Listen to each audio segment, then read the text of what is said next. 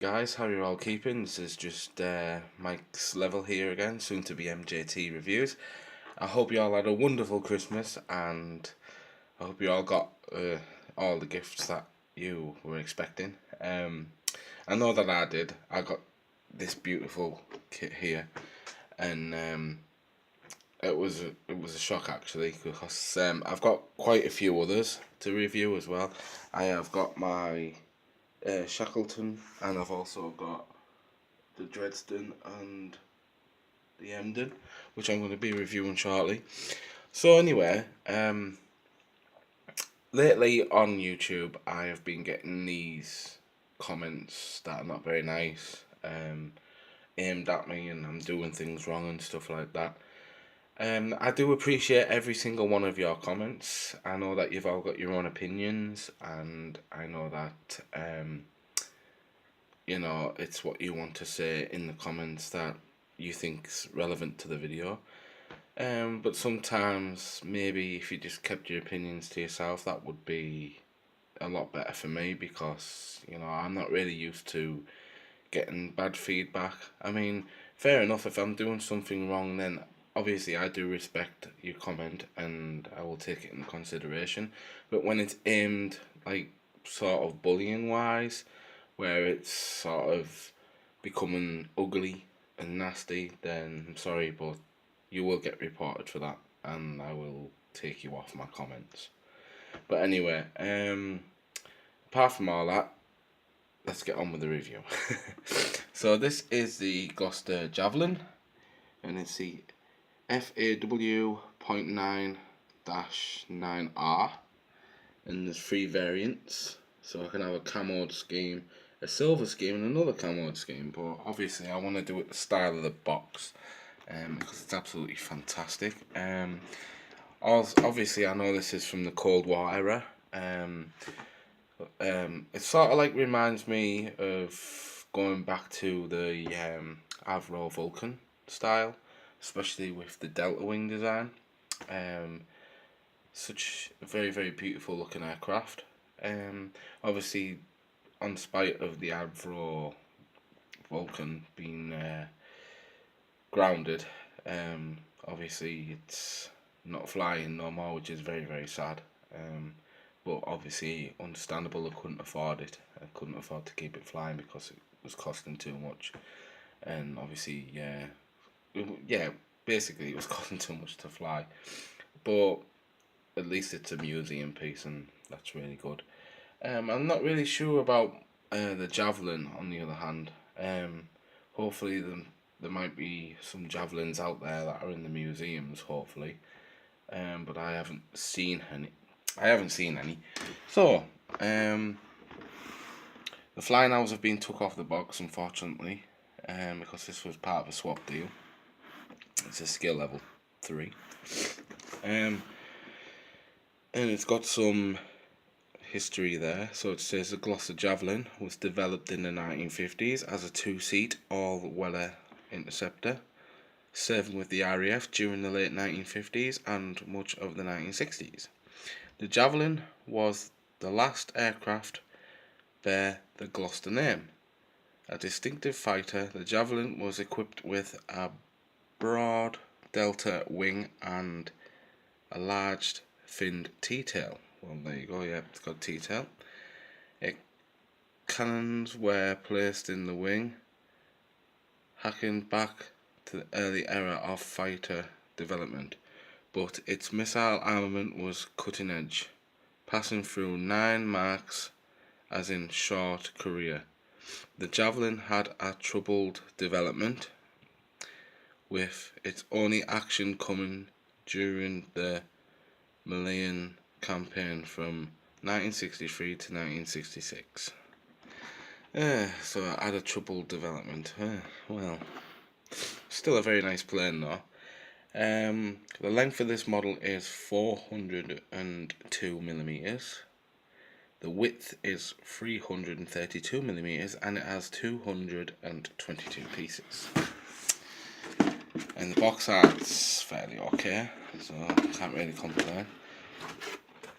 However, on saying that, I am after the 1/4/8 Sea Vixen, and hopefully I do get that one shortly because I've been after that for a while, which is near enough the same size of the box.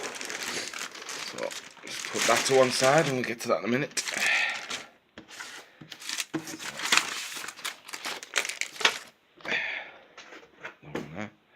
So we have a lot of information. Straight away I can see the big booklet sort of thing, and the decal sheet is absolutely massive. It's very, very nice. It doesn't feel horrible or anything. They're glossy and nice. I love the roundels on it straight away. They're just lovely. And all the different lines on everything. This is going to be one great build. I'm really looking forward to doing it. And it does give you this Airfix club thing, which obviously I never use.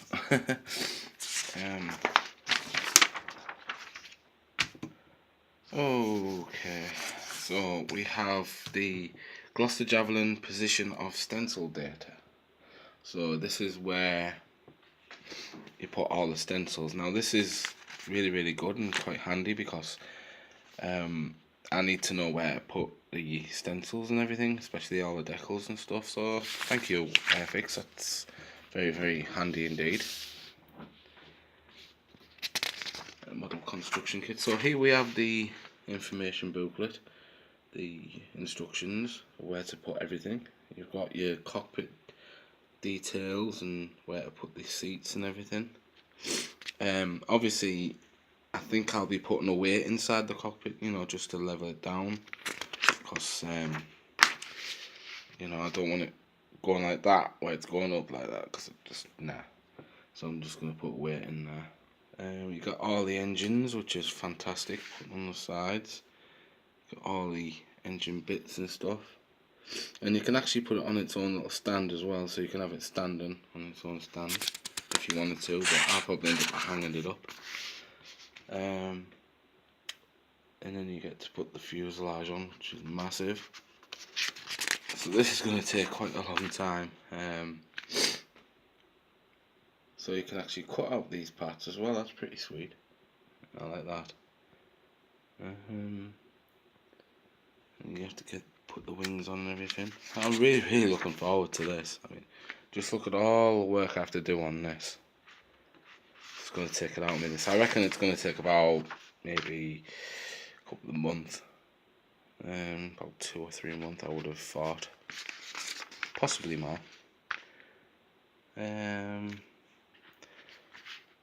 it's amazing. Love it. You can even put a little ladder on it. That's if you want to do the diorama version, I presume.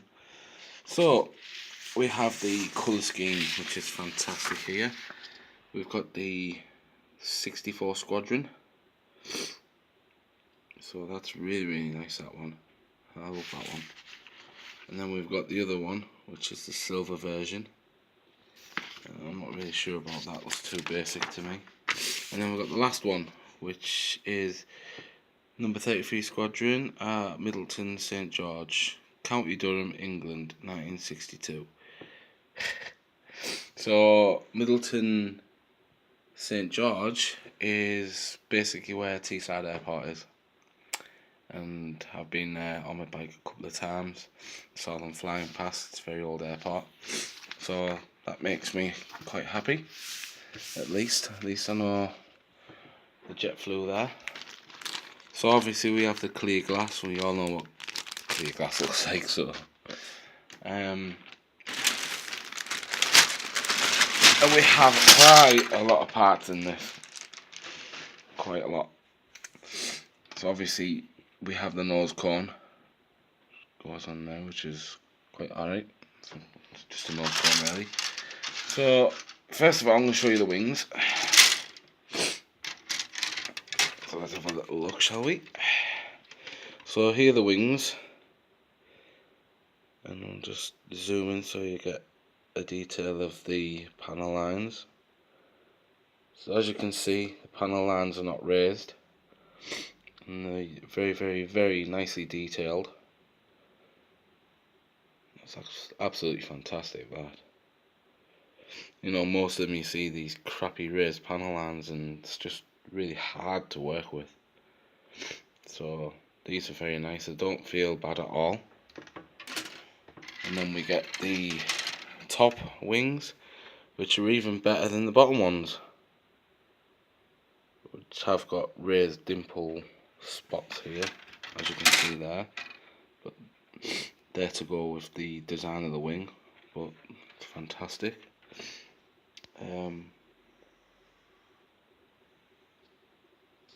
Absolutely amazing. I'm really over the moon with this. I can't wait to build it. Obviously, I won't be doing it yet because I've got other things on my agenda to do. Then we get the top part of the fuselage, which is also fantastic. The panel lines on it.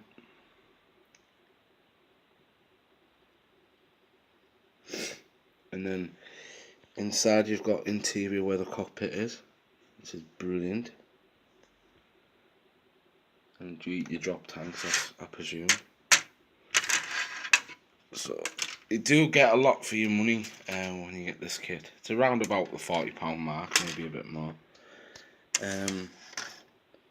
But as I say, I got this in the swap, so it didn't cost me nothing. Cockpit's really nice, got some nice detailing inside the cockpit area. And you've got these cowlings where the engines are and stuff. You've got the flaps here. It's just brilliant, absolutely. And then you've got part where the wheel wells go inside here, which is fantastic. Again, the detailing's really nice on this kit. I mean, lately Airfix have upped the game on the detailing, because sometimes when you get an Airfix kit, sometimes it can be all tooling, which is really annoying because you get loads of flash on there and you're just like, ugh.